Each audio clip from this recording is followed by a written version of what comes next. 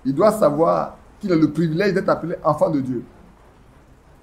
D'être appelé fils ou fille de Dieu. Parce que celui qui est frère ou sœur de Jésus, il est fils ou fille. Ça, c'est clair de Dieu. Ça ne se discute pas, ça ne se machane pas. C'est une naissance.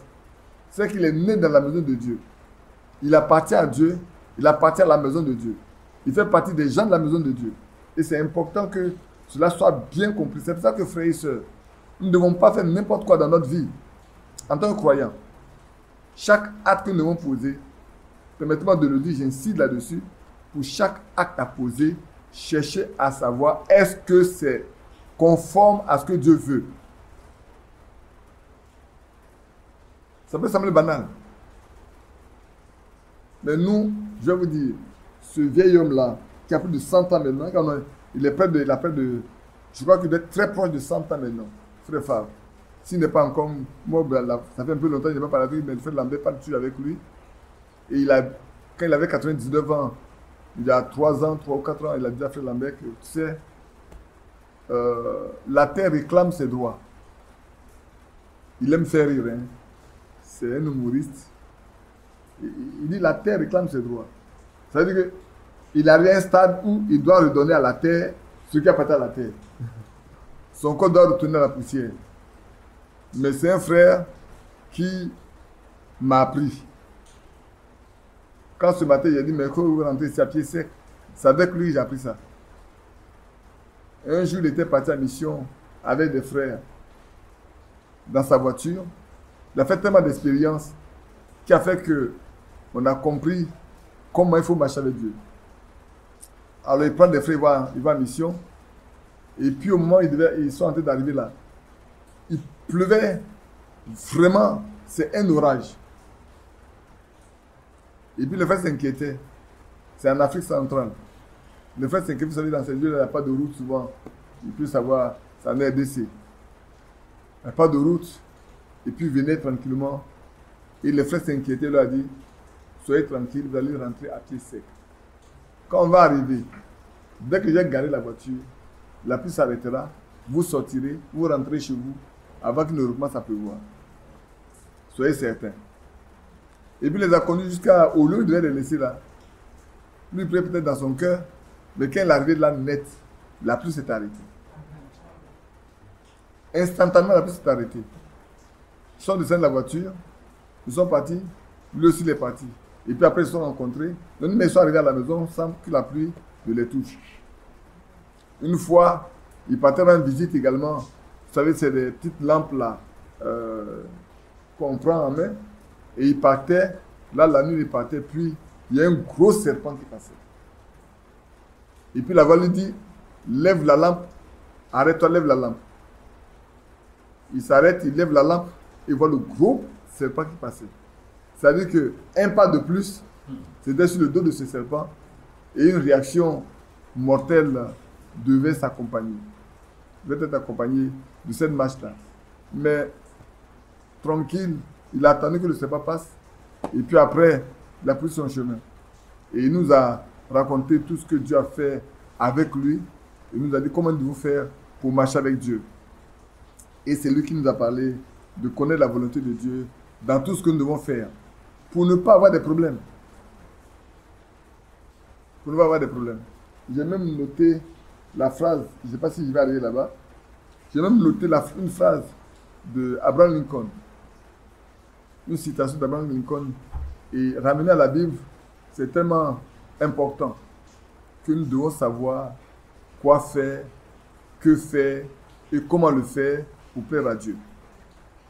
Si nous prenons Colossiens chapitre 1, verset 9 à verset 10, nous verrons également ce que l'apôtre Paul, dans ses multiples expériences, peut enseigner aux croyants que nous sommes.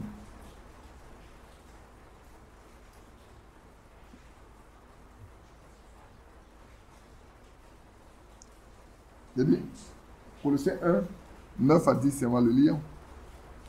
C'est pour cela que nous aussi, depuis le jour où nous avons été informés, nous ne cessons de prier Dieu pour vous nous demandons que vous soyez remplis de la connaissance de la volonté, de sa volonté, en toute sagesse et intelligence spirituelle.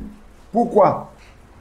Pourquoi l'apôtre Paul, quand il a appris que les Colossiens sont convertis, pourquoi il était très intéressé à prier régulièrement pour eux, à demander au Seigneur? Il dit, nous ne cessons de prier Dieu pour vous. Et qu'est-ce que nous demandons dans nos prières?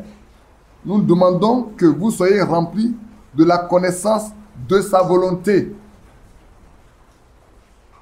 Et ça doit être une préoccupation énorme pour tous ces serviteurs de Dieu, pour ceux qui l'amènent à la foi. Priez pour que les personnes connaissent vraiment la volonté de Dieu, pour la vivre, pour l'appliquer. En toute sagesse et intelligence spirituelle. Pourquoi? Pour marcher d'une manière digne du Seigneur. Quand tu connais la volonté de Dieu et que tu l'appliques, alors ta marche est claire et bonne devant lui.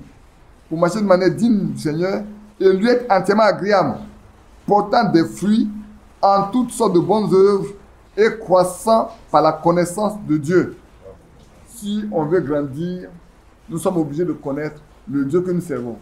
Vous savez, je vous ai dit une fois, est-ce que nous servons, nous connaissons le Dieu que nous prétendons servir? Beaucoup ne le savent pas du tout.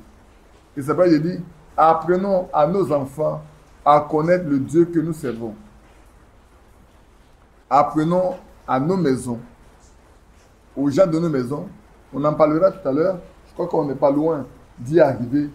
Apprenons à ceux qui nous sont fidèles ou qui sont dans nos maisons, pourquoi ils doivent connaître le Dieu que nous servons. Ils doivent le faire. C'est notre devoir de le faire.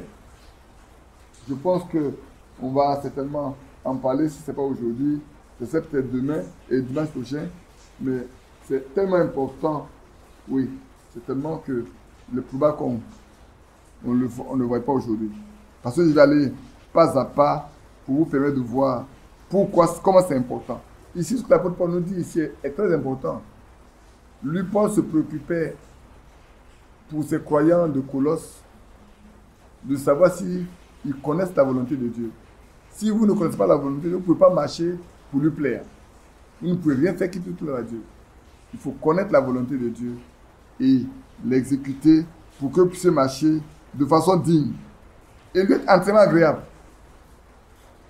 C'est ça. Si nous prenons le cas d'Enoch, qu'est-ce qu'on a dit? Le témoin d'Enoch, c'est qu'il a été agréable à Dieu. C'est ça, non? Enoch a été enlevé. Il a marché pendant 300 ans. Et il ne fut plus. Mais quand on revient dans l'Hébreu, le témoignage, c'est qu'il a été agréable à Dieu. Et le Seigneur nous dit, il est agréable à celui qui l'a envoyé. Parce qu'il fait toujours ce qui lui plaît.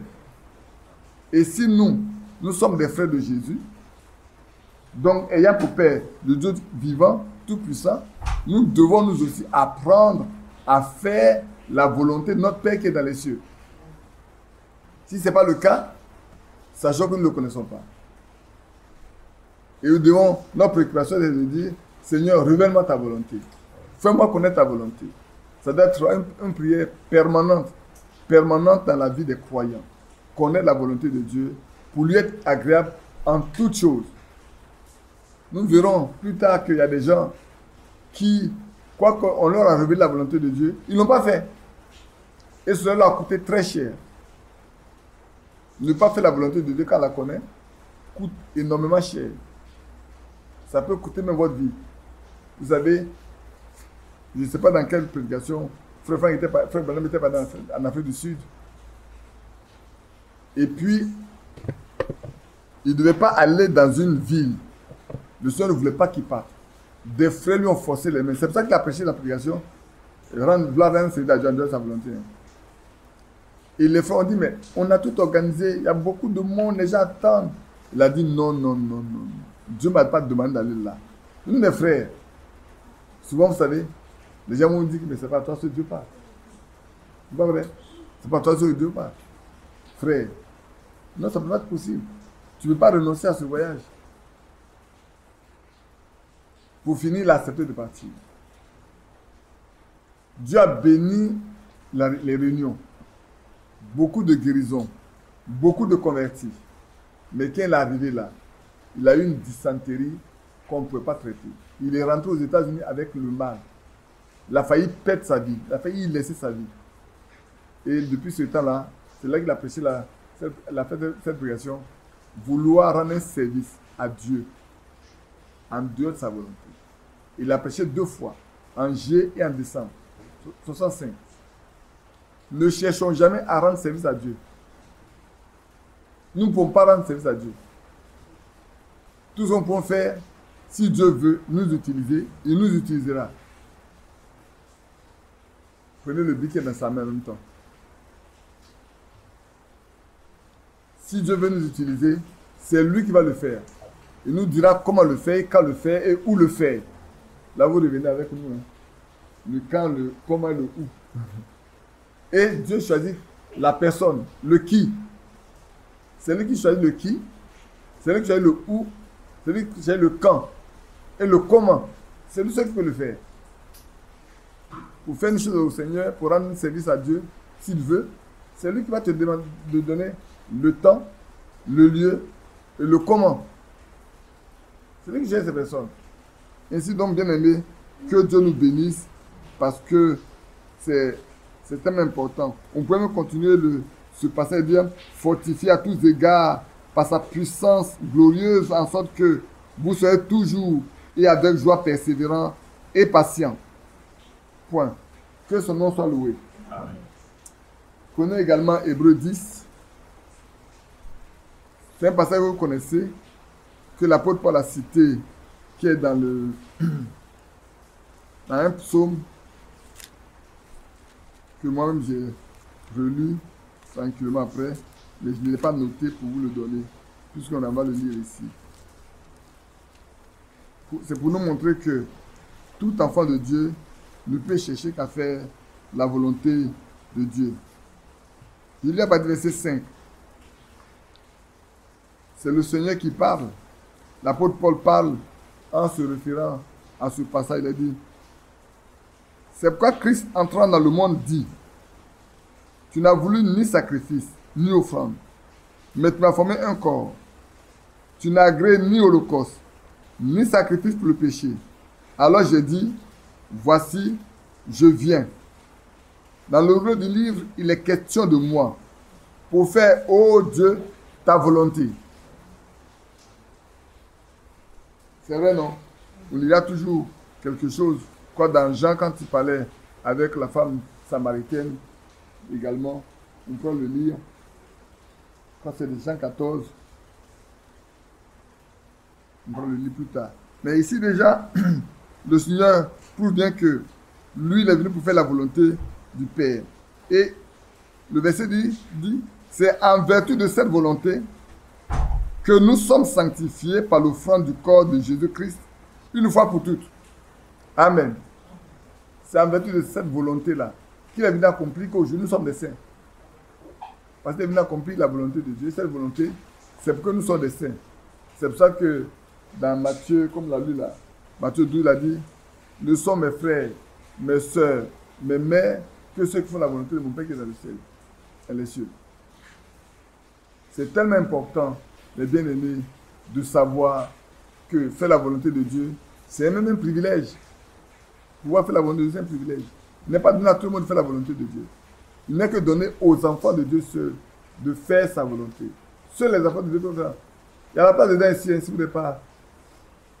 Seuls les enfants de Dieu peuvent faire la volonté de Dieu. Celui qui n'est pas de Dieu ne peut pas faire la volonté de Dieu. Demandez-vous. Regardez bien. Caïn et Abel. Chacun a voulu faire une offrande au Seigneur, faire des sacrifices. Mais lequel qui a été agréé? C'est souvent celui d'Abel. Hein. Abel connaissait la volonté de Dieu. Caïn pensait que bon, on peut adorer avec n'importe quel moyen. N'importe comment on peut adorer.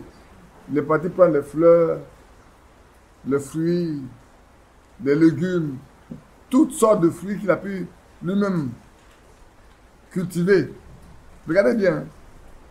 Toutes sortes de fruits que lui-même a pu cultiver. Il a pu venir adorer Dieu.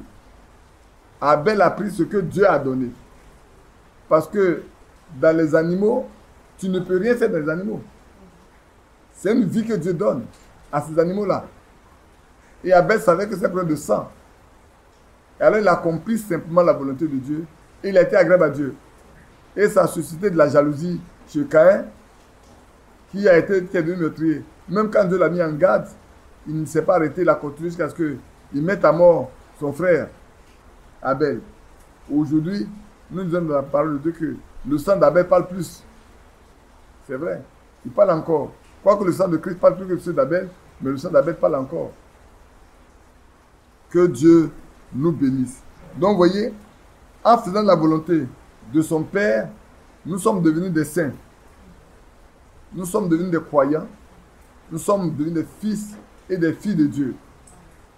Ainsi, prenons garde nous-mêmes dans tout ce que nous devons faire. Frères, c'est tellement important, c'est capital. C'est tellement capital pour chacun de nous. Ça, nous ne devons pas oublier que c'est un élément important que de faire la volonté de Dieu. Mais il faut savoir la volonté de Dieu avant de la faire. C'est pour ça qu'on va voir plus tard les moyens, les instruments ou le comment faire connaître. Connaître. Comment connaître la volonté de Dieu? Parce que pour faire la volonté, il faut la connaître. Mais comment connaître la volonté de Dieu? Quels sont les moyens que Dieu a mis à disposition des croyants pour connaître sa volonté? Je ne sais pas. Avant, je me contentais de 2 ou 3, maximum 3 ou 4 éléments. Mais cette fois-ci, je pense que je n'ai jamais été aussi conduit à prendre les éléments. Pourtant, c'est la même Bible que je lisais. Ça n'a pas changé. Mais cette fois-ci, c'était beaucoup plus étoffé. On peut voir Marc aussi. Qu'est-ce que Marc 1 nous dit? Je vais vous promener un peu dans la Bible pour voir chaque instant les points qui sont différents. Parce que chaque point nous donne une instruction un peu particulière. Marc chapitre 5, le verset 1 à 3.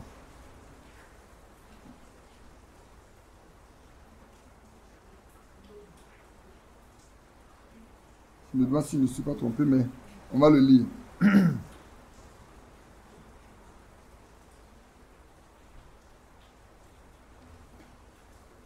Franchement, je ne sais pas, mais on va le lire.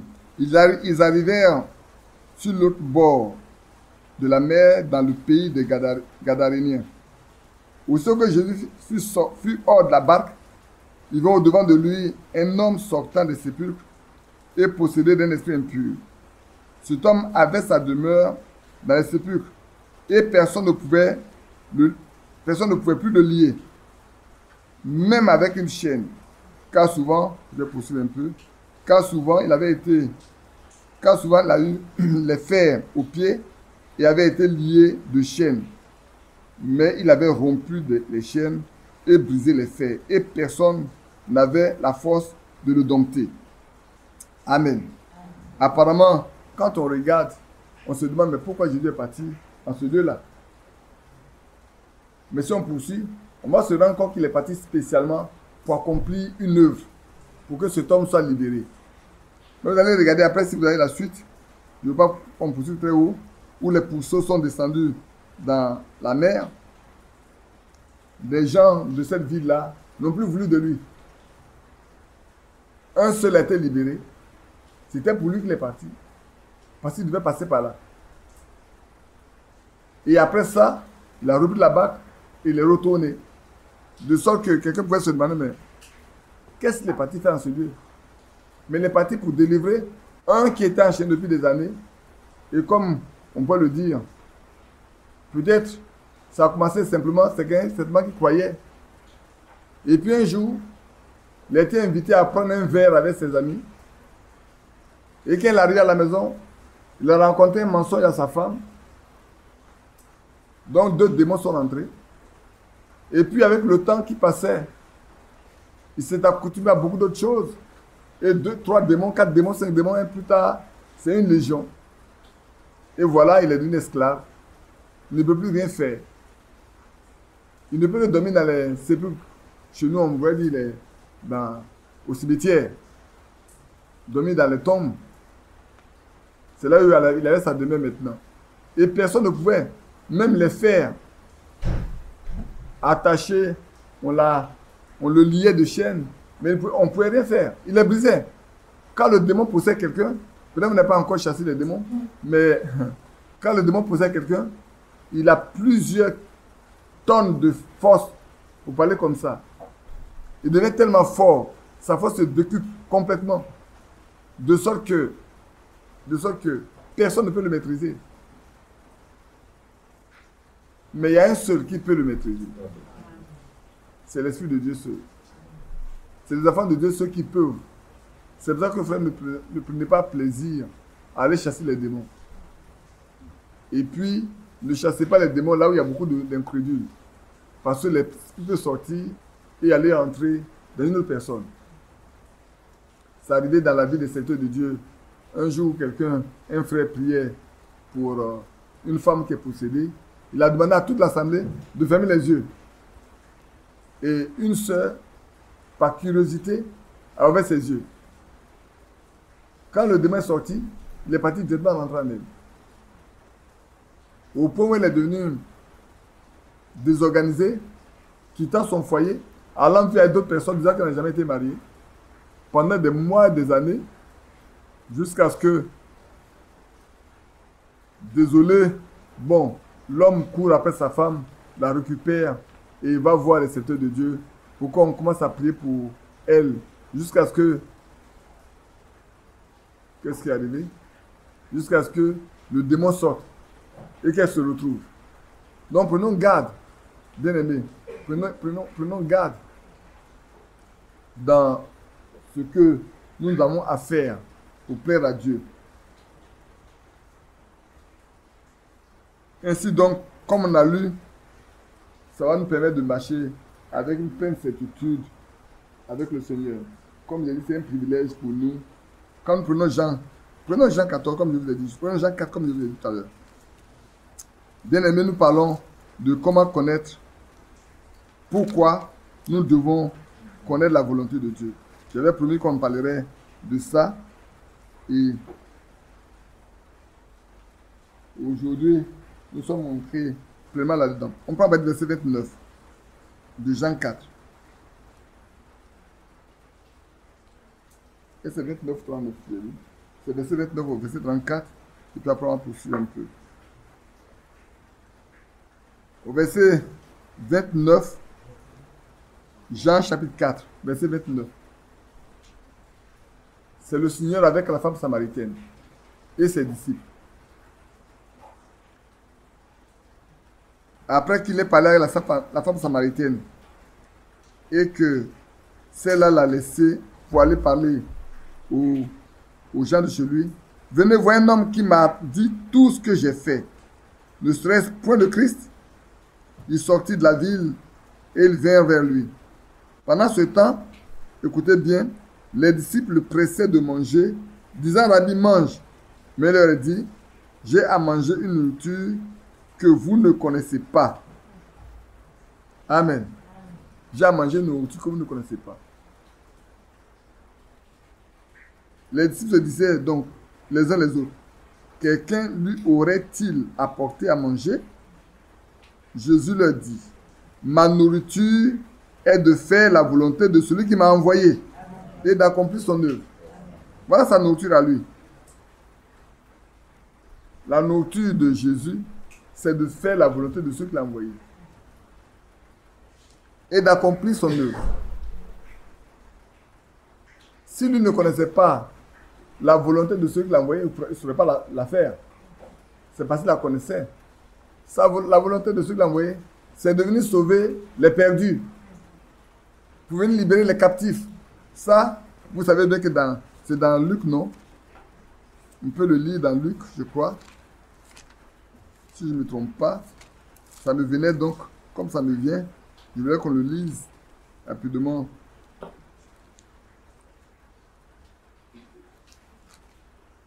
Dans Luc, après que le Seigneur commence à faire à exercer son ministère, comment? Le chapitre 4, ouais. Oui, le chapitre 4, avec le verset 16, on peut le lire. Il se rendit à Nazareth où il avait été élevé, et selon sa coutume, il entra dans la synagogue le jour du sabbat. Il se leva, Luc chapitre 4, je lis à partir du verset 16. Il se leva pour faire la lecture. On lui remit le livre du prophète Ésaïe. L'ayant déroulé, il trouva l'endroit où il était écrit. L'Esprit du Seigneur est sur moi, parce qu'il m'a oint pour annoncer une bonne nouvelle aux pauvres. Il m'a envoyé pour guérir ceux qui ont le cœur brisé, pour proclamer aux captifs la délivrance et aux aveugles le recouvrement de la vue, pour renvoyer libres les opprimés, pour publier une année de grâce du Seigneur. Amen. Donc en venant, il savait ce pour lequel il est venu. Et c'est pour ça que, arrivé chez lui à Nazareth, il leur a lu ce passage qui est dans Isaïe 61. Et voilà la suite. Ensuite, il roula le livre, le remit au serviteur et s'assit. Tous ceux qui se trouvaient dans la synagogue avaient le regard fixé sur lui. Alors il commença à leur dire, aujourd'hui, cette parole de l'Écriture que vous venez d'entendre est accomplie. Amen. C'est merveilleux. Frère, quand vous connaissez la volonté de Dieu, c'est un privilège d'abord de le savoir. Et ça vous donne d'être solide, ferme. Vous restez tranquille. Quand vous connaissez la volonté de Dieu, là, rien ne peut vous faire bouger. Rien. Rien ne peut vous faire bouger. On peut tout faire, tout dire, mais vous savez, les gens peuvent être contre vous, prendre des positions contre vous, vous contredire dans tout. Mais comme vous savez bien que Dieu vous a parlé, et que c'est lui qui vous a dit de faire ce que vous faites là, vous ne pouvez être tranquille. Rien ne peut vous faire bouger. Et ça, c'est important que vous le sachiez. C'est pour ça qu'il est important. Si le Seigneur ne savait pas pourquoi il était venu, vous savez combien de fois il a été effrayé. À tout moment, on a voulu même le mettre à mort. On l'a contredit. On l'a même appelé Belzébul. Mais laissez-lui tranquille. Lui, il sait pourquoi il est venu. Jusqu'au jour où il devait aller à la croix, il savait également qu'il devait aller à la croix. Il a toujours, à chaque reprise, annoncé qu'un jour il va mourir, il va être crucifié, mais qu'il va ressusciter. Il savait tout ça. Donc, il n'avait rien à craindre. Seuls les disciples pouvaient, un moment, craindre un peu. Au point, Pierre l'a dit, à Dieu ne plaise que cela t'arrive. Il dit, tu mets un scandale, Pierre. Toi, tu ne sais pas pourquoi je suis venu. Bien aimé. Donc, notre nourriture doit aussi être de faire la volonté de celui qui nous a appelés à partir de sa gloire. Ça doit être la nourriture pour nous. Chercher à faire sa volonté dans toute notre vie. Et cela nous rend fermes. Cela nous rend constants dans nos voies. Cela nous permet d'être agréables en toutes choses. Comme on l'a déjà lu. Pour ceux qui sont arrivés un peu tard, sachez que faire la volonté de Dieu vous permet d'être agréable à Dieu. Le Seigneur a dit, je fais toute sa volonté. Et on a parlé également d'Enoch, comme on le lit dans Hébreu. Enoch, le témoin qui a été rendu, c'est qu'il a marché pendant 300 ans. Il ne fut plus, car avant son enlèvement, le témoin qui a été rendu, c'est qu'il est agréable à Dieu. Et nous également, si nous voulons participer à l'enlèvement, nous devons recevoir le témoignage. On a déjà parlé du témoignage, nous devons recevoir le témoignage que nous sommes agréables. À tout point de vue, dans toute notre vie, dans toute notre maison, bien aimés, nous devons être agréables à Dieu. Faire ce qui plaît à Dieu, pour qu'il soit toujours avec nous. Et ça, c'est important pour chacun de nous. On peut regarder encore Jean 5, 1 Jean 5. Lisons tous ces éléments pour nous permettre de savoir exactement qu'est-ce que le Seigneur veut et comment il veut que nous marchions. Jean 5. 1 Jean 5. Je lis à partir du verset 14. Nous avons auprès de lui cette assurance que si nous demandons quelque chose en dehors de sa volonté, 1 Jean 5, 14. Nous avons auprès de lui cette assurance que si nous demandons quelque chose selon sa volonté, il nous écoute. Amen. Si nous voulons que Dieu nous écoute, alors que nous allons lui parler, lui demander quelque chose, nous devons nous assurer que ce que nous allons demander là est conforme à sa volonté. Parce que sinon, notre prière sera vaine. On va jeûner, on va prier, on va faire ce qu'on veut. Il n'y aura pas de réponse favorable. Point de réponse favorable. Par contre, si nous sommes convaincus que c'est selon sa volonté, alors il nous écoute. Et si nous savons qu'il nous écoute, nous savons que nous possédons la chose que nous avons demandée. Le fait de savoir sa volonté, c'est que nous l'avons déjà. Quelle qu'elle soit. Ouais, non? Quelle que soit la chose que vous demandez là. Si c'est selon sa volonté, sachez que vous avez ça en main. Il n'y a pas de discussion. C'est très clair pour chacun de nous. Et c'est ce que Dieu veut. Que nous avons l'assurance, quand nous demandons une chose au Seigneur, nous devons la voir. Nous l'avons déjà. Parce que quelque part, il a dit que avant même que vous n'ouvrez la bouche, je vous ai exaucé. Il sait. Avant même qu'on ouvre la bouche, vous savez, sachez que une parole est une pensée exprimée. Avant que nous parlons, c'est que nous avons déjà pensé. Or, nos pensées même sont nues devant lui. Il n'y a pas une pensée qui n'est pas devant Dieu. Nos sentiments sont nus devant lui. Nos soupirs, nos soucis sont devant lui. Donc, avant même qu'on ouvre la bouche, il sait. Maintenant, ce qui est en nous là, est-ce que c'est conforme à sa volonté? C'est à ce niveau que se pose le problème. Nous devons nous assurer que le fait de nous approcher de lui est une bonne chose. Mais pourquoi nous devons nous approcher de lui? Et est-ce que ce que nous allons demander à nous approcher de lui là, c'est ce qu'il veut lui? Si ce n'est pas ce qu'il veut, mes frères, mes soeurs, sachons. Ça nous arrive, nous on a expérimenté ceci avant le départ de votre soeur. On a voulu, moi j'ai dit, je savais ce que Dieu voulait, mais je lui ai dit, je vais lutter avec lui comme Jacob a lutté avec lui. Et je lui demandais 10 ans de plus. Mais ce n'était pas sa volonté. On a lutté, il dit, elle va partir. J'ai dit, Seigneur, pardon. Un jour à minuit, on m'a revenu, elle est partie. Ce jour-là, c'est un mercredi. Elle va partir. Elle a fait 2 arrêts cardiaques. Mais comme je suis resté longtemps à genoux, jusqu'au matin, elle a repris vie. Et puis son petit frère est parti le lendemain, l'a vu, elle a réagi. Donc il était très content que ça va aller. Bon, le jeudi, le vendredi, moi-même, j'étais la voir. Mais là, on n'avait plus contact. J'ai juste prié pour elle. Et puis, le vendredi suivant, j'ai appelé Victor, il m'a dit, accompagne-moi. Allons, on va voir ta maman. Elle ne voulait pas partir. Mais je savais que c'était déjà fini. Il faut qu'elle aille voir sa maman avant qu'elle ne parte. Et puis, on est parti ensemble. On a regardé, c'est à ce moment-là qu'on a donné l'alliance et les verres. Quand on a donné l'alliance et les verres, le médecin nous a dit, oui, elle est dans une très bonne situation, mais ça peut basculer à tout moment. Moi, quand elle a commencé à parler, je l'ai laissé. J'ai laissé le médecin et le médecin. Son petit frère était médecin, il l'a laissé. J'ai dit à Victorine, sortons. Et puis on est sortis. On est resté dehors pour bavarder ensemble. Bon, pour la calmer. Mais moi, quand je l'ai regardé, je savais que bon, c'était sur le point de départ.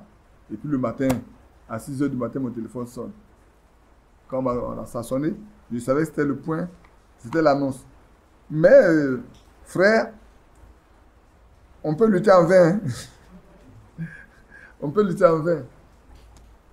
On peut lutter en vain. Et ça, on a lutté en vain. On pensait pouvoir lutter avec lui et qu'il va nous faire grâce. Mais ce qu'il avait arrêté, il a arrêté. Amen. D'abord, elle-même nous a prévenu ici pour dire arrêtez ce que vous faites là. Arrêtez-moi ce que vous faites là. Arrêtez tout. Mais bon, on voulait l'avoir avec nous encore, mais ce n'était pas ce que Dieu a voulu. Que son nom soit loué. Et dans 1 Jean 2, on peut aussi lire quelque chose.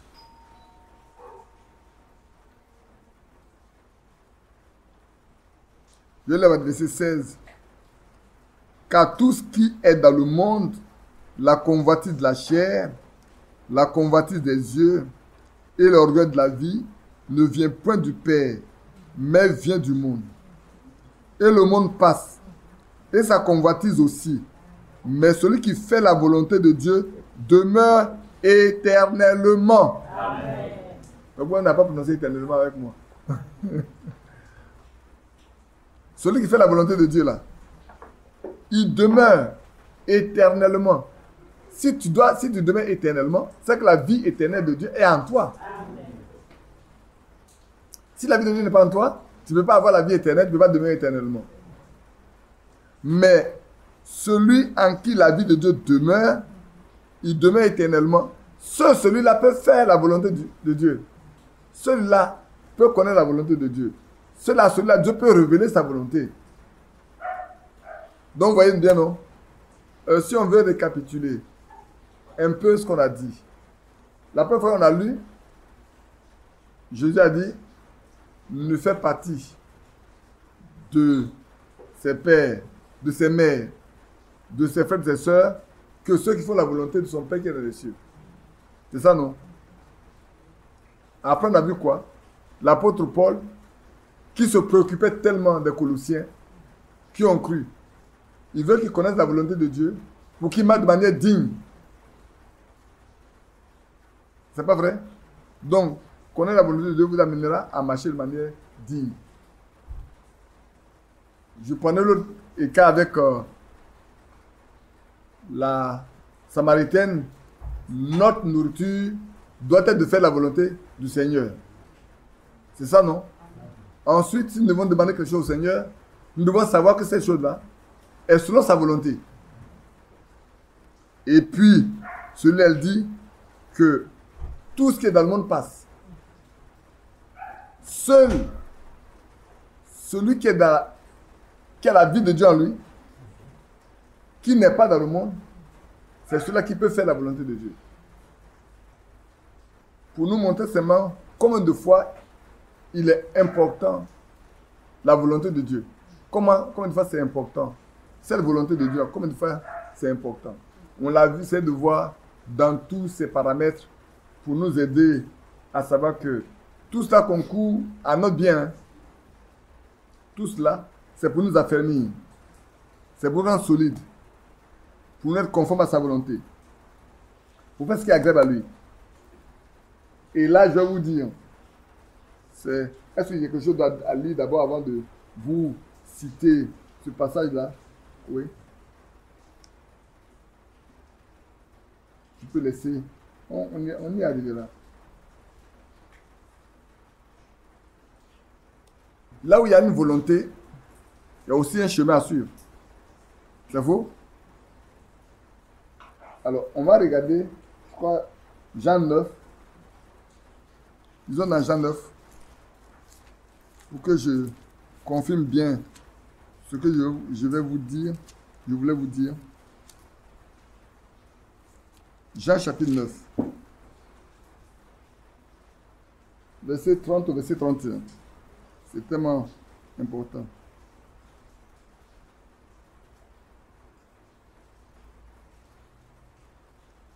Cet homme leur répondit, « Il est étonnant que vous ne sachiez d'où il est, et cependant il me l'a ouvert les yeux. » Vous savez, c'est l'aveugle-né. C'est de l'aveugle-né qui a été guéri par le Seigneur, qui a fait beaucoup de bruit. Les gens l'ont appelé, ont appelé ses parents également et tout. À plusieurs reprises, on l'a appelé. Et puis maintenant, ils l'ont appelé encore pour lui demander où il est. Et cet homme leur répondit, « Il est étonnant que vous ne sachiez d'où il est. Et cependant, il m'a ouvert les yeux. Nous savons que Dieu n'exauce point les pécheurs. Mais si quelqu'un l'honore et fait sa volonté, il exauce. » Vous voulez être exaucé? Si vous voulez être exaucé, voilà. L'aveugle nous a donné la réponse. Si tu es un pécheur, ne t'attends pas à ce que Dieu t'exauce. Si tu veux vivre dans le péché, vis dans le péché. Mais il ne faut pas compter sur Dieu pour que tes prières soient exaucées. Maintenant, si tu veux être exaucé, mais marche dans la sainteté. Fais la volonté de celui qui est. Fais la volonté du Père. Parce que c'est lui qui va te révéler sa volonté. Alors tu la feras. Et alors, dans tout ce que tu demanderas, il va t'exaucer. Je crois que cette nuit, ma petite fille Sarah m'a appelé. Comme elle fait son stage de sage-femme. Je pense que tu es un ange de bonnes nouvelles. Hein? Un messager de bonnes nouvelles pour beaucoup de personnes. S'ils sont destinés à la vie, pour toutes ces personnes pour qui on a prié les nuits, devraient tous comprendre et aimer Dieu. Donc, il y a une femme qui a accouché, normalement, et puis elle est en train de faire une hémorragie. Bon, tout le monde était un peu paniqué. Elle est derrière là. Et puis, je crois que c'est à 1h du matin qu'elle m'a appelé. 1h quelque chose, elle m'a appelé. Je dormais, mon téléphone a commencé à sonner faiblement, puis je prends. Je vois, c'est elle qui m'appelle. Quand elle m'appelle, elle dit ça, il y a un problème. Or, avant-hier, j'ai descendu dans l'escalier. J'ai dit, mais dans quel centre médical, cette fois-ci, on envoyait Sarah, et puis depuis, il n'y a pas eu une intervention divine. J'ai descendu l'escalier là, puis cela m'est venu. J'ai dit, bon, où bien là-bas, là, c'est un coin tellement sale que bon, il n'y a rien à faire là-bas, quoi. Sarah, cette fois-ci, ne va pas être utile aux gens. Hein. Et puis, aujourd'hui, elle m'appelle, voilà la situation. Et puis, bon, on a prié ensemble. Par la grâce de Dieu, après qu'on ait fini de prier, le sang, l'hémorragie s'est arrêtée. Mais la sage-femme, parmi de précaution, a voulu l'évacuer pour voir, et puis elle a évacué. Mais vraiment, le sang s'est arrêté une fois pour toutes. J'ai dit, mais toi, le Seigneur t'envoie là où. Et c'est les jours où tu as des gardes que les situations complexes, compliquées arrivent, pour que tu sois utile à ces personnes-là. Mais parle de Dieu, hein. Il ne faut pas te contenter de prier seulement pour eux ou pour elles. Il faut leur parler également de ton Dieu, afin que, si c'est sa volonté, ces personnes le connaissent, l'acceptent et vivent avec lui et pour lui. Ainsi donc voilà, cet aveugle-né dont les yeux sont ouverts a commencé à faire une belle leçon à ces hommes qui étaient des prédicateurs, qui étaient des serviteurs, qui prétendaient connaître toute la loi et qui prétendaient être les disciples de Moïse. Ils pouvaient dire, mais nous, on connaît Moïse, mais celui-là, on ne connaît pas, on ne sait pas d'où il vient. Moïse, au moins, Dieu lui a parlé, mais lui là, qui lui a parlé? Voyez, non? Frère, ce n'est pas le fait de lire la Bible. Ce n'est pas le fait d'aller à l'église. Ça, permettez-moi de le dire. Ce n'est pas le fait de lire la Bible. Ce n'est pas le fait d'aller à l'église. Ça n'a rien à y voir. Il faut être né de Dieu. J'ai dit tout aux gens, ça ne sert à personne d'aller à l'église si auparavant il n'a pas connu Dieu. Je répondais à la question, quelle est la différence entre enseigner et prêcher? Mais la prédication nous amène à aller à l'extérieur pour chercher les âmes. Si vous voulez, pour répondre un peu brièvement, c'est aller évangéliser. Aller apporter la prédication aux gens qui ne connaissent pas encore Dieu. C'est pour ça que l'apôtre Paul dit bien que lui, il a été fait apôtre, prédicateur et enseignant. Je vais vous donner le passage, le juge va répondre à ça. Pour que vous sachiez exactement. Et c'est pour ça que le Seigneur dit, allez d'abord faire de toutes les nations des disciples et ensuite enseignez-leur à observer ce que je vous ai prescrit.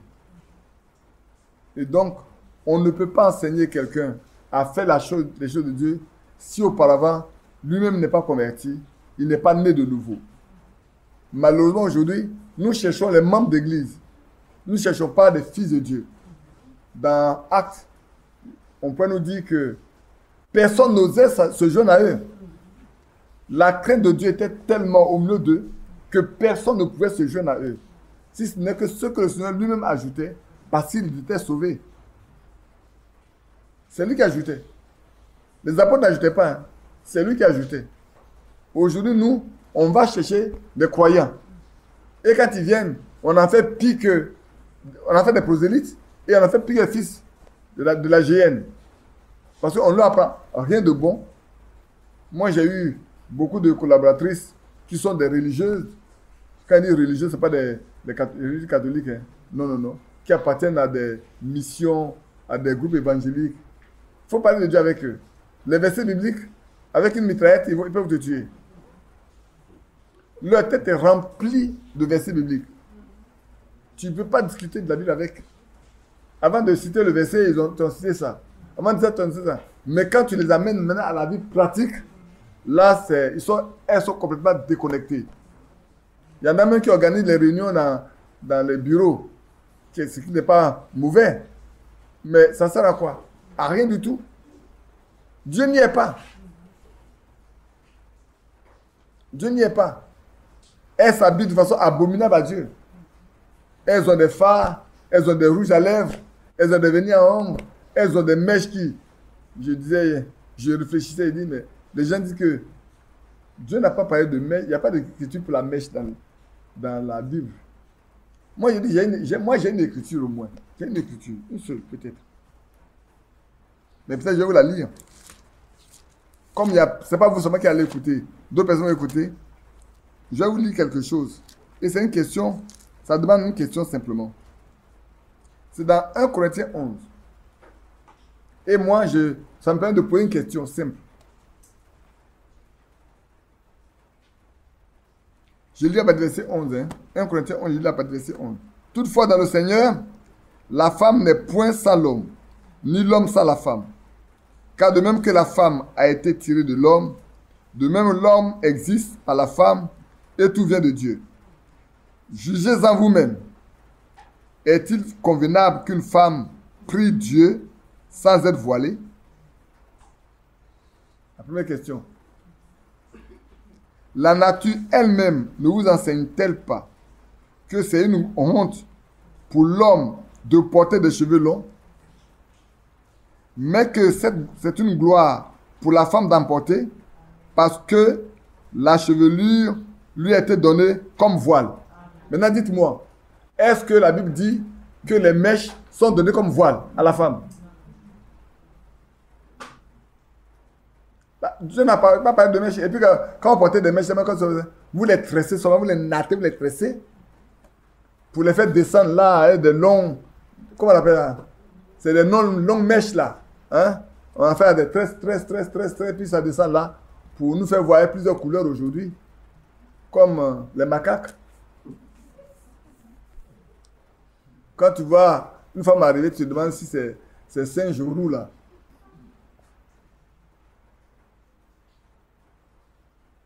Et les religieuses ils aiment bien ça. Hein? Pour voir les femmes, pour qu'ils puissent les courtiser après. Mais nous sommes là pour plaire à Dieu. Amen. Et nous devons chercher à comprendre quelle est la volonté de Dieu.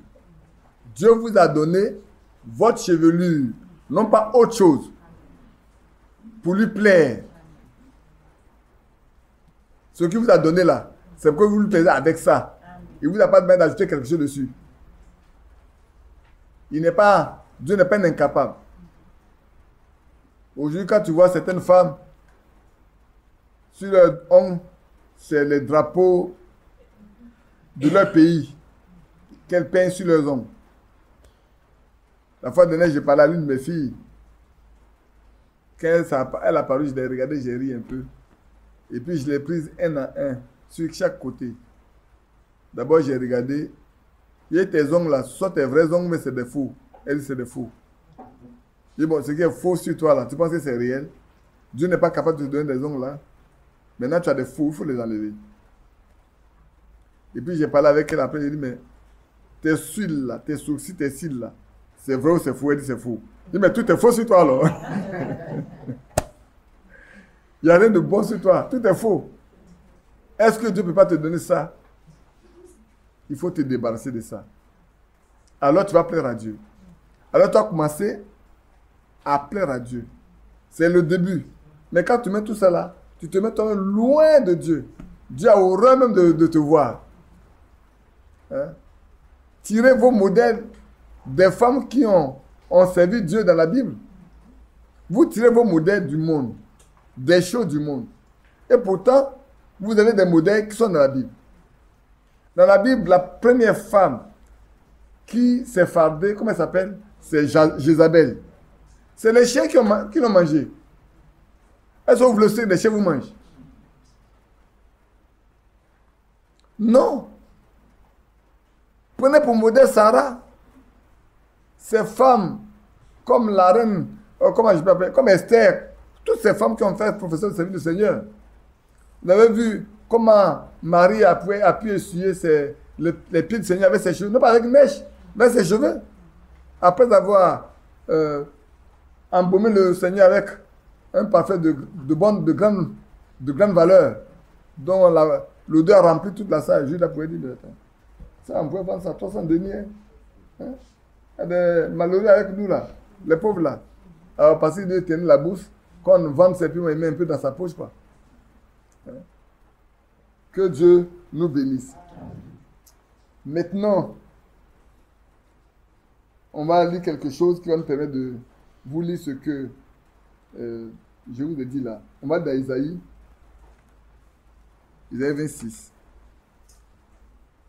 Le temps passe très vite. Isaïe 26. Thierry, ça va? D'accord. Il sait que tu seras heureux de mettre ça en ligne, c'est ça?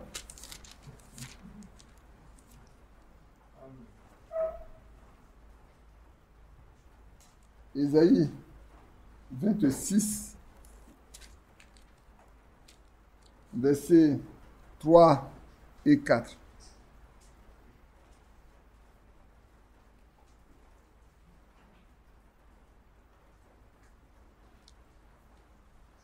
Ce que je vais lire ici, après quand vous regardez, vous allez vous demander, mais ça n'a rien à voir avec la recherche de la volonté de Dieu.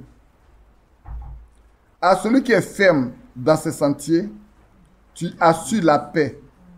La paix. Il y a un sentier. Hein. Je vous ai dit qu'il y a un sentier, non? Quand tu cherches à faire la volonté de Dieu, il y a un sentier. À celui qui est ferme dans ses sentiers, tu assures la paix. La paix. Dans ses sentiments plutôt. À celui qui est ferme dans ses sentiments plutôt, tu assures la paix, la paix. Parce qu'il se confie en toi. Confiez-vous en l'Éternel à perpétuité, car l'Éternel est le rocher des siècles. Amen. Celui qui cherche à faire la volonté de Dieu là, il est toujours ferme. Dans ses sentiments, il est ferme. Et Dieu assure sa sécurité, parce qu'il prend appui sur qui? Sur le rocher des siècles. Et quand vous partez dans Isaïe 28 également, vous allez voir qu'il a dit, Isaïe 28, je vais vous donner le passage, là je ne vais pas le lire avec vous. Vous pouvez le lire avec le verset 16. Vous lisez le verset 16, vous verrez. Maintenant, celui qui s'appuie sur le Seigneur, c'est un homme qui est ferme et affermi. Il n'a pas hâte de fuir. Quand on a la volonté de Dieu, il n'a pas hâte de fuir. Regardez Moïse. Prenons un exemple. Je ne dis pas vraiment, mais regardez Moïse. Quand le Seigneur lui a dit, écoute Moïse, moi j'ai entendu la voix de mon peuple. La souffrance que les Égyptiens lui font souffrir. Et je suis descendu et je t'envoie. Moïse connaît bien l'Égypte pour avoir été élevé en Égypte. C'était le peuple puissant de ce monde dans ce temps. Il avait la plus puissante armée. Et comment Moïse, lui seul, peut aller affronter une armée qu'il connaît. Il a discuté avec Dieu. Dieu lui a donné 2 signes. Le premier signe, c'est son bâton, qui est devenu un serpent, et qu'il a repris.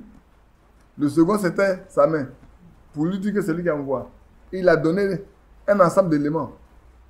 Donc Moïse connaît la volonté de Dieu, qui veut dire qu'il doit aller pour délivrer ce peuple-là. Dites-moi, Moïse va avoir peur maintenant? Non. Quand il est arrivé là-bas, il a trouvé les magiciens, les Janaises, les Jambraises. Il les a trouvés. Les faiseurs de miracles. Quand il a déposé son bâton, oh, les Égyptiens ont ri et dit, oh, oh, oh, oh. Ça c'est un petit miracle.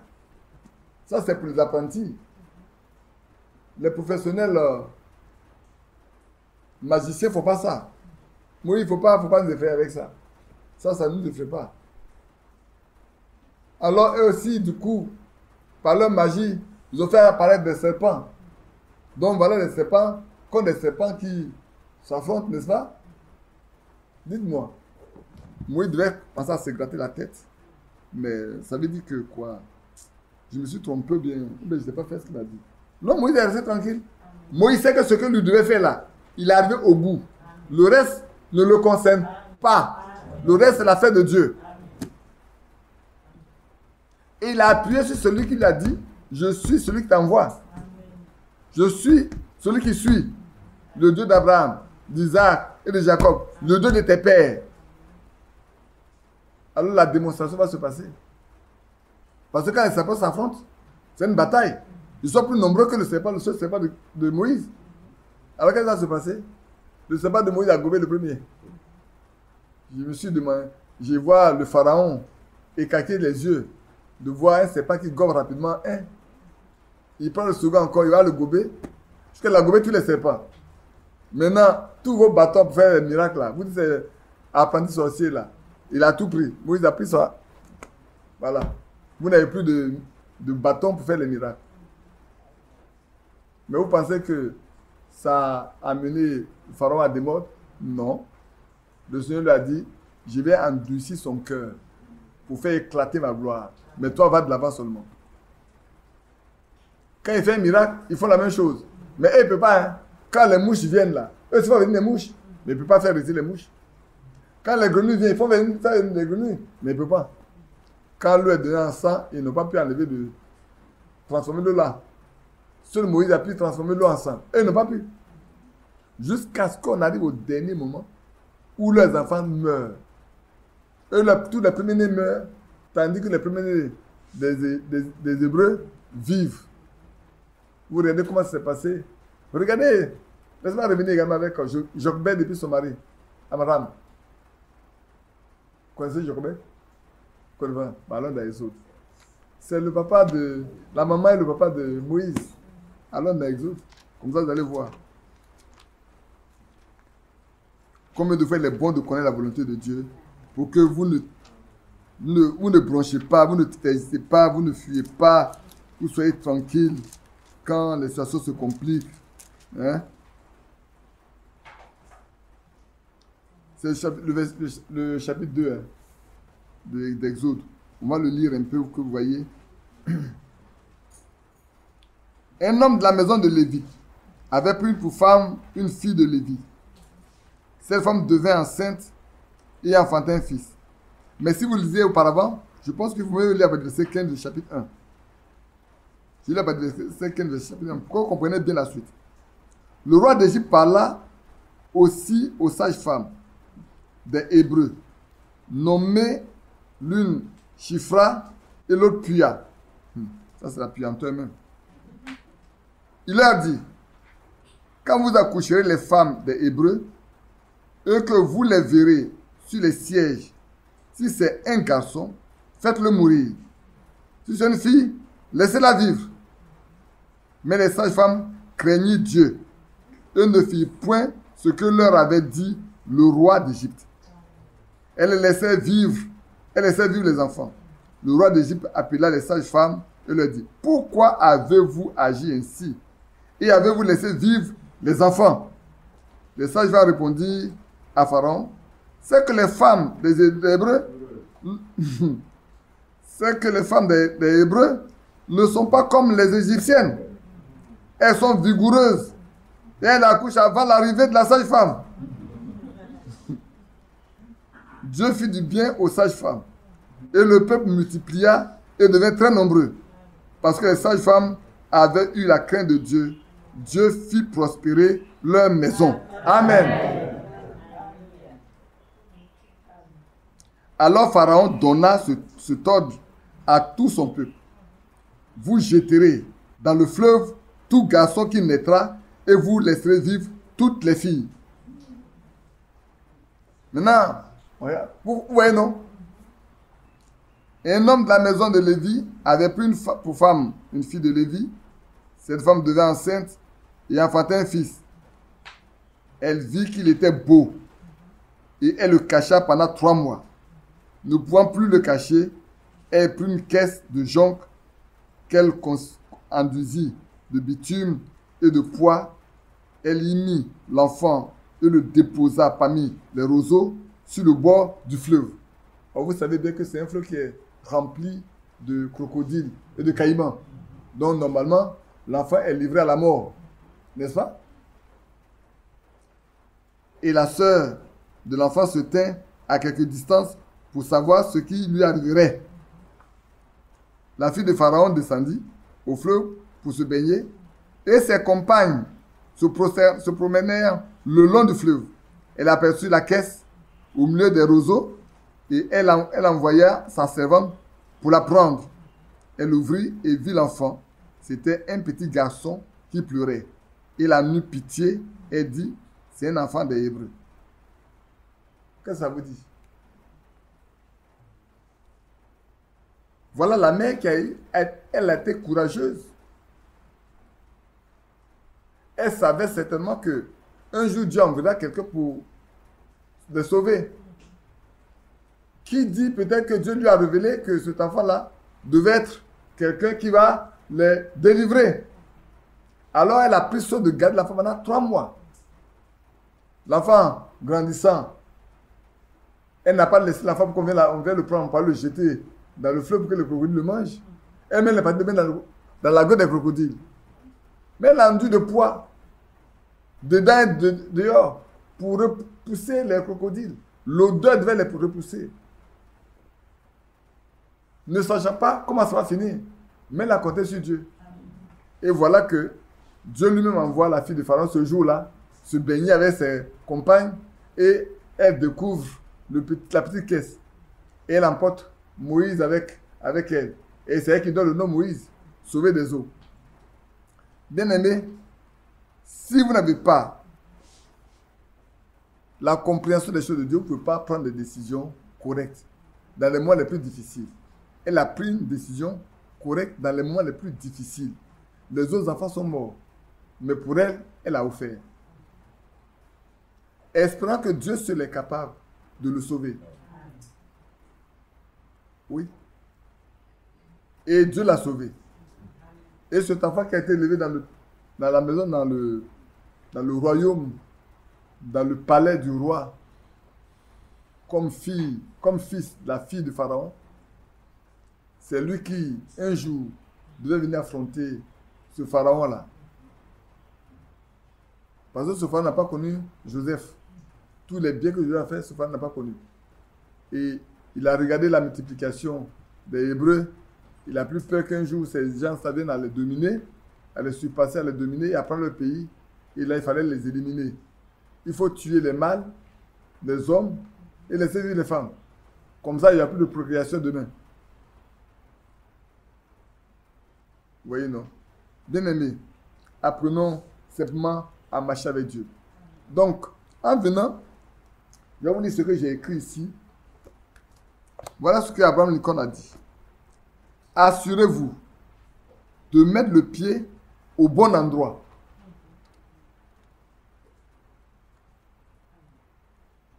Frère Branham disait qu'Abraham Lincoln n'a pas pu aller à l'école longtemps. Son seul bon livre qu'il a eu, c'est la Bible. C'est ce que sa mère lui a donné. Et c'est par là que sa mère l'a élevé. Et c'est celui qui a aboli tout l'esclavage en Europe, aux États-Unis. Vous savez qu'on l'a abattu pour avoir voulu abolir tout. Pour donner les gens la liberté, parce que c'est incroyable. Et il dit, assurez-vous, ça n'a pas fini, hein? Je me suis arrêté. Assurez-vous, vous pouvez noter, assurez-vous de mettre votre pied au bon endroit. Puis, tenez-vous-en solidement. Tenez-vous solidement sur ce pied-là. Frère, c'est pour ça que j'ai fait lire dans Ésaïe 26, ce passage-là où il dit, nous devons être accrochés au rocher des âges. Nous devons nous appuyer au rocher des âges. Frère, à part ça, tout le reste, c'est du sable mouvant. En dehors ça là, en anglais, on dit c'est le rocher des âges. En français, on dit le rocher des siècles. Comme on l'a lu. En anglais, on dit le rocher des âges. Rock of Ages. C'est le rocher des âges. Prenez appui sur le rocher des âges. Et vous n'aurez pas hâte de fuir. Dans tout ce que vous faites là. C'est pour ça que la connaissance de la volonté de Dieu est importante. Très importante. Quand vous connaissez la volonté de Dieu, vous n'avez pas hâte de fuir. Quelles que soient les circonstances. Moïse ne pouvait pas fuir. Il savait que ça peut se compliquer et tout, mais il n'aura pas besoin de fuir. Vous avez vu Jésus également. Il a combattu tous les Amalekites. Jusqu'à un moment donné, la nuit arrivait. Il s'est dit, mais si la nuit arrive qu'on les laisse partir, ils vont se rassembler et la bataille demain va être difficile. Il a dit au Seigneur que la nature obéisse à l'homme. C'est le jour où la nature tout entière s'est arrêtée. Dans l'histoire, on reconnaît qu'il y a un jour qui a été le plus long de tous les jours. C'est ce jour-là où Jésus a ordonné à la lune de s'arrêter là où il est, au soleil de s'arrêter là où il est, parce qu'il avait à combattre. Jusqu'à ce qu'il mette fin à la victoire de ses ennemis et qu'il les combatte complètement et qu'il les vainque. Parce qu'il savait qu'il était en train de faire la volonté de Dieu. Et devant faire la volonté de Dieu, s'il parle à Dieu, Dieu écoute. Amen. C'est parce qu'on a lu dans 1 Jean 5, si vous savez que ce que vous demandez là est conforme à sa volonté, vous savez, vous le possédez déjà. Quel que soit ce que vous demandez, sachez que vous possédez ces choses-là déjà. Et Jésus avait la pleine conviction, et quand étant sur le chemin,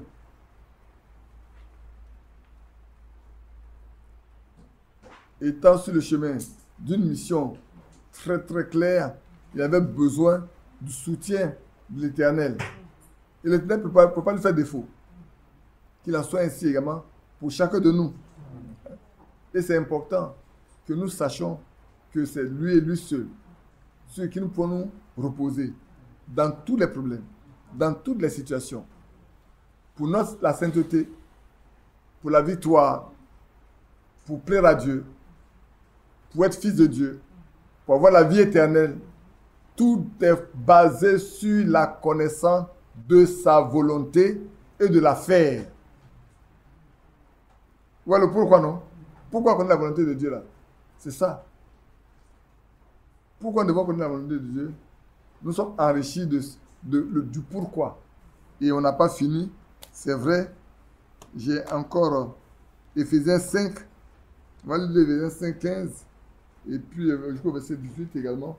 Et puis ensuite, s'il faut arrêter parce qu'il est déjà 11h21, et vous aurez besoin de vous reposer avant la réunion du soir. En Éphésiens.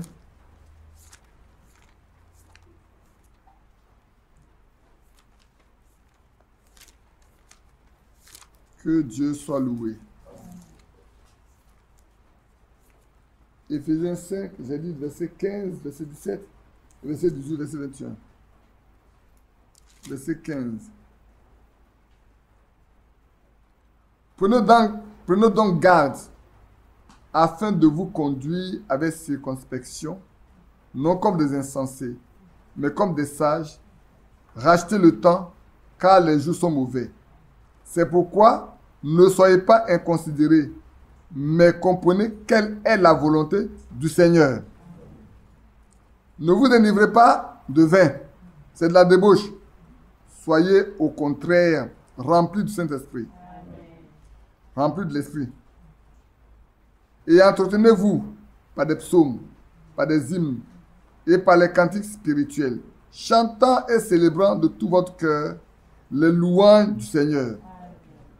Rendez continuellement grâce à Dieu le Père pour toutes choses, au nom de notre Seigneur Jésus-Christ, vous soumettant les uns aux autres dans la crainte de Christ. Amen. Mais déjà le verset 17 nous dit, c'est pourquoi ne soyez pas inconsidérés, mais comprenez quelle est la volonté du Seigneur. Et cette volonté nous amène à la suite pour dire, nous ne devons pas nous délivrer. Aujourd'hui, malheureusement, comme quelqu'un me disait la semaine dernière, quelqu'un est arrivé quelque part et trouve des soi-disant frères qui disent mais vous savez qu'on doit boire maintenant, ils étaient assis là avec des bouteilles de vin sur la table. Il est en train de boire. On dit, il ne faut pas boire beaucoup. Et il y a un qui est arrivé quelque part dans une maison. On dit, il y a du vin. Il dit, donnez-moi un verre.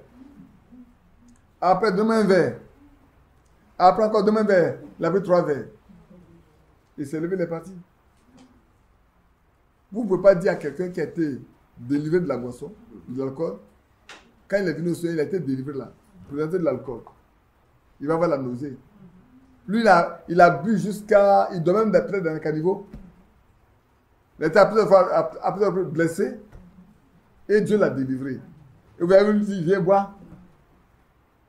Il va avoir du dégoût. Il va se demander qui vous êtes. Vous n'êtes pas passé par le chemin où il est passé là. Si vous connaissez le chemin par lequel il est passé, vous serez honteux, confus, quand il va vous parler. Que Dieu nous aide. Nous sommes à la fin. Et malheureusement, c'est à ce moment-là qu'on fait n'importe quoi. Et qu'on ne veut pas marcher avec Dieu. On peut lire encore un autre verset. Oui. On va lire un verset pour terminer cette partie-là. On va lire Ésaïe 55, 6 à 9. Pour terminer, pour notre journée, Ésaïe 55. Pour vous dire que ce n'est pas seulement dans le Nouveau Testament, nous avons aussi beaucoup d'enseignements à tirer des deux parties. Ésaïe 55. Voilà le verset 6 jusqu'au verset 9. Voilà ce qui est écrit dans Ésaïe 55. Cherchez l'Éternel pendant qu'il se trouve. Invoquez-le tandis qu'il est prêt. Que le méchant abandonne sa voie et l'homme d'iniquité ses pensées. Qu'il retourne à l'Éternel qui aura pitié de lui. À notre Dieu qui ne se lasse pas de pardonner. Car mes pensées ne sont pas vos pensées et vos voix ne sont pas mes voix, dit l'Éternel. Autant les cieux sont élevés au-dessus de la terre, autant mes voix sont élevées au-dessus de vos voix et mes pensées au-dessus de vos pensées. Amen. Ici, j'ai voulu lire ça avec vous pour vous montrer que souvent, on prend nos pensées et nos désirs comme étant la volonté de Dieu. Mais il faut vraiment connaître la volonté de Dieu pour ne pas mélanger les choses. Et c'est pour ça que le Seigneur nous dit ici, ne pensez pas que vos voix sont mes voix, que vos pensées sont mes pensées. Les deux sont complètement opposés, loin de l'autre, à des millénaires de kilomètres. Mais si quelqu'un connaît sa volonté, alors il sera agréable à lui. Parce que beaucoup de personnes souvent prennent leurs pensées comme étant la pensée de Dieu, la volonté de Dieu. Alors qu'ils n'ont pas cherché la face de Dieu. Pour vraiment retrouver la volonté de Dieu. Ça arrive à beaucoup de croyants. Hein. Je me souvenais que quand on était encore à l'Assemblée de Dieu, on m'a raconté une histoire, je ne sais pas si c'est vrai ou c'est faux, où un jeune homme voulait se marier. Et il a prié. Il a vu une fille dans l'Assemblée. Au lieu d'aller directement faire son vœu, il a voulu éprouver Dieu. Et il a dit au Seigneur, moi, je me mets devant la porte là. La fille qui viendra, qui me donnera son foulard, soit celle que tu me donnes.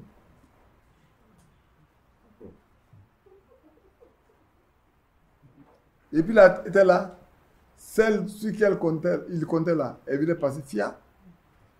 Elle est rentrée, elle est passée, s'assoit dedans. Et il y a un autre qui passe, en même temps, lui dans son foulard. Il dit, mais Seigneur, je ne sais pas ce qu'il s'est demandé. Mais qu'est-ce que tu as demandé? Tu dis, c'est qui te donne son foulard? Comme Dieu connaît ton cœur, bien aimé frère, Dieu nous connaît. Dieu lui a donné une femme. Peut-être que lui, il ne veut pas. Mais c'est ça la volonté de Dieu. Si tu veux la volonté de Dieu, c'est ça la volonté de Dieu. Vous pensez qu'il a pris? Non, il ne l'a pas pris. Hein. Il ne s'est pas marié. Il a quitté l'église. Mais quand tu te moques de Dieu, tu payes. Il ne faut pas chier à éprouver Dieu. C'est pour ça que, frère, ne prenons pas nos pensées pour ce que Dieu va faire. Ne prenons pas nos désirs pour ce que Dieu va accomplir. Non, non, non, non. Ça n'a rien à voir. Tu veux la volonté de Dieu, quand il te la révèle, il faut t'y attacher. Ça, c'est la mise en garde que je vais faire. Si tu cherches la volonté de Dieu, quand tu la connais, attache-toi à ça. N'allez ni à gauche, ni à droite. N'hésite plus. Accroche-toi à ça. Et comme je viens de vous dire de vous lire de Abraham Lincoln. Sachez où poser fermement votre pied. Quand vous aurez trouvé cet endroit-là, soyez là solidement. Restez là. Seulement restez là. Que rien ne vienne vous bousculer. Que rien ne vienne vous effrayer. C'est ce que Dieu a voulu. Vous avez connu sa volonté. Vous restez attachés à ça. Que Dieu nous bénisse. Amen. Il est déjà 11h28. Je vous donne la possibilité de vous reposer avant que nous ayons la réunion de l'après-midi. Je vais vous laisser là. On va juste prier. Père Céleste, c'est une promesse qui a été faite et qui est en train d'être accomplie simplement. Mais le sujet est tellement important et dense que c'est toi seul qui pourra aider chacun de nous à nous tenir ce chemin-là. Il n'est pas donné à tout le monde de pouvoir se tenir ce chemin de la volonté de Dieu. Toi, tu peux révéler ta volonté. Et quand tu la révèles, toi, tu peux donner un cœur pour la mettre en application, en pratique. Aussi, Seigneur, fais-le pour chacun de nous, afin que toutes les caractéristiques que nous avons pu évoquer ici nous soient favorables. Et des enfants de Dieu. Et des gens qui ont pour nourriture que de faire ta volonté. Des gens qui ne veulent que te plaire dans toute leur marche. Des gens qui veulent obtenir ce dont ils ont besoin en sachant que déjà tu as agréé cela. Des gens qui veulent avoir la vie éternelle en eux. Père Céleste, et enfin, ils veulent être solidement posés pour ne pas, Seigneur, fuir avec en hâte, aller à la hâte, mais sachant que quand on s'appuie sur toi, on est toujours victorieux. Bénis chacun de nous, garde chacun de nous et prépare notre réunion de cet après-midi. S'il y a des cas de besoin, tu les connais. Réponds à chacun et accorde-nous ce qui est nécessaire pour nous au nom de Jésus-Christ. Amen. Amen. Amen. Yamaï, tu nous fais chanter un cantique. Après la prière, le sang s'est arrêté. La dame est restée et elle a été libérée le matin, d'accord? Elle n'a pas été évacuée. Ah, merci. Que Dieu te bénisse. Tu n'avais pas bien compris. Donc, Sarah nous dit, après la prière, le sang s'est arrêté. La dame est restée et elle a été libérée le matin. Elle n'a pas été évacuée. Gloire à Dieu. Voilà.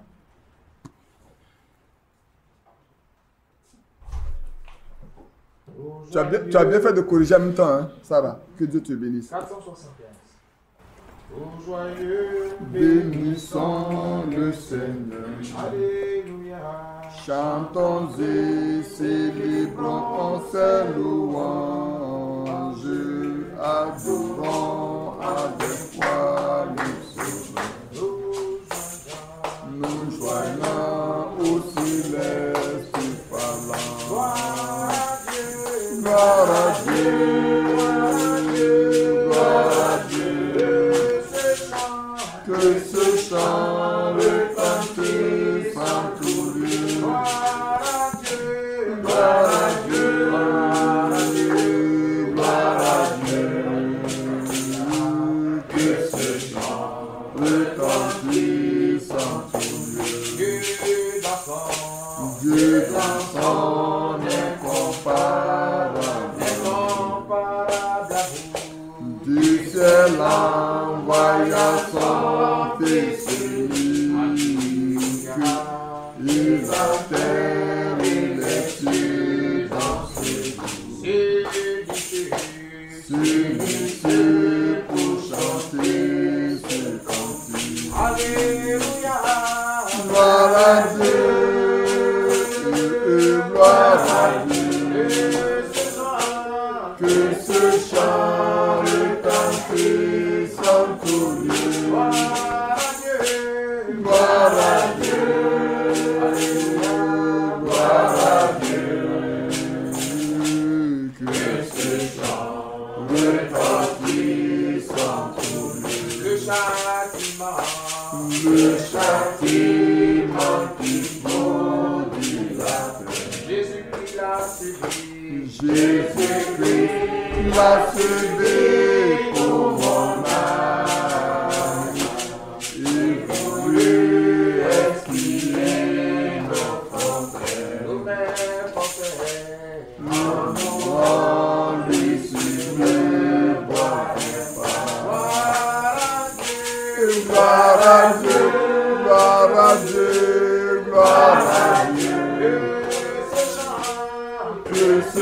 chant retentisse en tout lieu.